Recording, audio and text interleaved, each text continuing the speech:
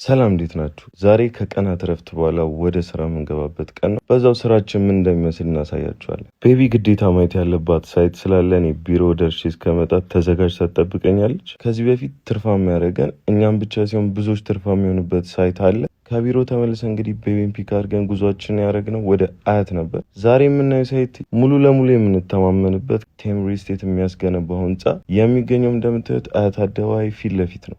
ከዚህ በፊት እነዚሁ ላይ የምታያቸው ህንፃዎችን በአያት ብቻ ሸጦ የጨረሳቸው ሳይቶች ናቸው።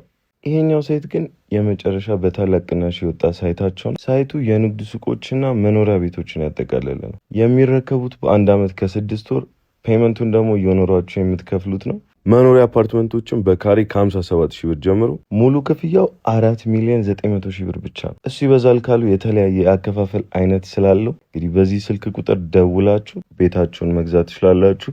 ሱቆቹን ከፈለጋችሁ በፒያሳ በተለያዩ ሳይት አላቸው። እናም ይሄ ድል እንዳያመልጣችሁ። ቤታችሁን፣ ሱቃችሁን ከቴምር ስቴት ገዝታችሁ ትርፋማ ሆኑ። በትንሽ የኛ ስራ ይመስላል። ሰላማችሁ ይብዛል።